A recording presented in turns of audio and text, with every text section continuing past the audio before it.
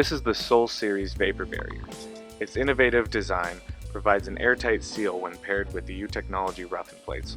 They come in 4 and 6 inches for use with the Sol Series downlights. The vapor barrier is designed to meet the building code for permeability and temperature rating as specified by the global ASTM and certified by the SGS testing laboratories. It also improves the lifespan of the driver.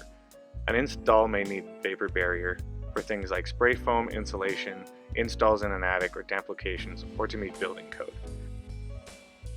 To install, pull the adhesive protective wax paper off the tape. Be sure not to remove the tape as well.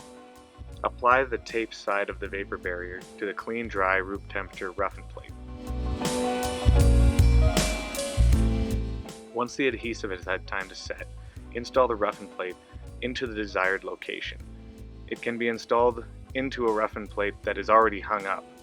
Just push the plastic through the hole, then remove the wax paper cover and apply the adhesive to the plate with a little bit of pressure. Then install the downlight.